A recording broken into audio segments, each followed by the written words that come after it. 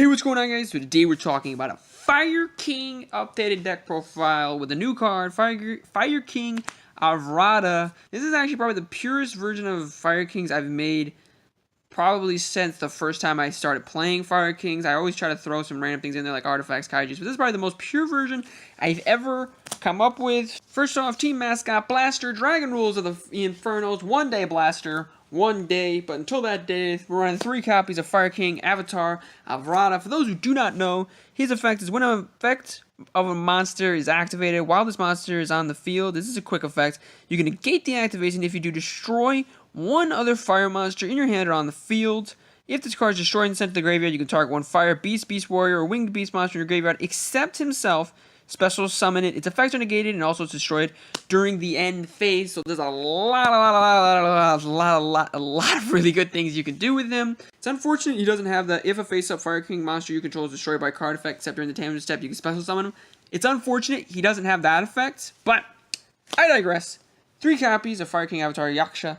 3 copies of Fire King Avatar Barong. Barong actually got bumped up for a couple of reasons. Now that the deck has Avrada, the deck has a Ties of the Brethren target, so this deck can actually be used for Ties of the Brethren, so you want to open up Barong as much as possible, but the main reason, the best card for Avrada to pop, in my opinion, is Barong, whether Barong's on the field or in the hand, so a 3 of, he's always at least a 2 of, because he's the inherent searcher of the deck, even though every card can be searched a different way, either with Island or Tanky or Terraforming, except the spell cards, but Barong, definitely a really good card at 3. Still, though, only 2 copies of Fire King High Avatar Garunix for the main reason that they've always been at 2 in my opinion in my deck is because you're never going to have all 3 on the field. It's a very rare situation that all 3 are on the field. Usually, you only want to see 2 a game because you want 1 special summoning himself and then 1 standby phase and then 1 special summoning himself during the next standby phase so you can get, yes, the circle of the Fire Kings. I am still running some kaijus because kaijus are kaijus, but I cut out trade-in because I'm not really a big fan of trading in Fire King High Avatar Garunix. Gameciel, Kumungus, and Dogaran. The reason I'm running these 2 is because they are the smallest kaijus, 2200 and 2400 attack, and the reason I'm running Dogaran is the same reason I was running Dogaran in every build so far. The same reason I was running Fire King kaijus in the first place is because he's a fire target. So you have Garunix on the field, he nukes the board, tax free for 2700, you activate Circle of the Fire Kings, and boom, you get a 3k beat stick. Super busted, super insane. That's actually it. And kaijus are just really good. Kaijus are really good against Baguska, totally awesome. It's decent against totally awesome. Not the greatest against totally awesome. But it's also really good against Cyber Dragon Infinity. Final monster of the deck. 1 Max C. That's actually it for the monsters though. Not too many of those. Like I said, it's basically this is the most pure version of Fire Kings I've ever had. 2 copies of Terraforming. A couple reasons why it's at 2. 1, Barong searches islands. Island's at 3, and its effect is a hard one to return, so you really don't want to draw it in multiples. But the main reason it's at 2 is because I only have 2 copies of the Japanese Ultra Rares, and running 2 Japanese Ultra Rares and 1 common would look tacky, and I'm not tacky. 3 copies of Fire King Islands, 2 Onslaughts, and 3 Circle of the Fire Kings. I was looking for a card to cut to make room in the trap lineup, and it ended up being Onslaught of the Fire Kings. I go back and forth on this card a lot. This card is really good mid and late game. It's terrible going first though, and that's the thing I just really can't. I just can't get myself to run 3 of it. It's still one of the best cards of the deck, in my opinion. It's a 2 of Circle of the Fire Kings.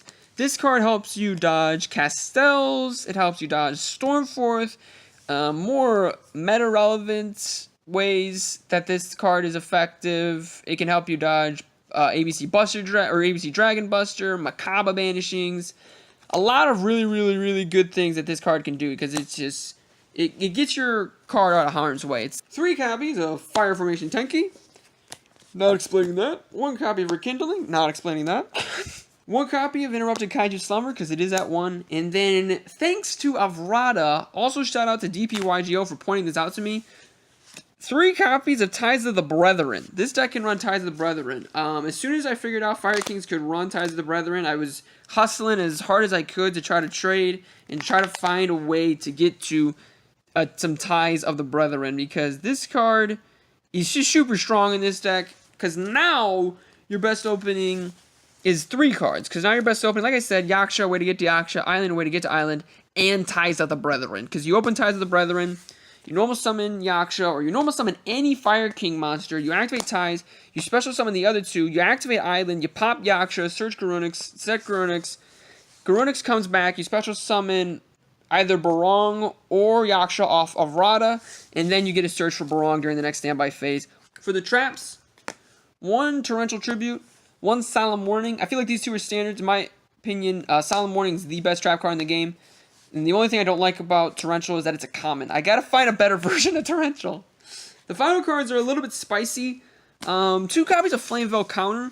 The reason I'm running Flamevell Counter is because I wanted a way to negate Strike. Now, there's this interesting thing about Solemn Strike and Solemn Warning is that it can only be negated by cards of spell speed 3, which is only counter traps. And the reason why Solemn Strike is so good to negate is because Solemn Strike destroys it. Solemn Strike, Abyss Dweller, Dark Law. Those are 3 super meta cards that destroy this deck. I'm not super worried about Dark Law because there are a lot of outs to Dark Law. Same with Abyss Dweller, but really, Solemn Strike, especially because I'm not running any Twin Twisters, any Cosmic Cyclone, stuff like that. So I really needed something to negate it. 7 Tools of the Bandit I thought of. It's just actually really terrible. Wiretap I thought of as well, along with Dark Bribe. Dark Bribe I don't like because your opponent gets to draw a card. And Wiretap I don't like. Wiretap I had in this spot, but I took it out because this is almost always going to be live. You're almost always going to have a fire monster with 200 defense in your graveyard. This is almost always going to be live.